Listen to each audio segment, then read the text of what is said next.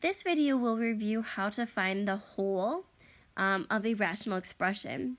So remember, when you're graphing a rational expression, wholes will not show up on your graphing calculator. The only feature that it will allow you to do is look at the table to find where the whole is, and that can be complicated. So the best way to find a whole is to go ahead and factor both of your numerator and your denominator using your generic rectangle and diamond problem. So I'm going to go ahead and do this for you and show you what that looks like.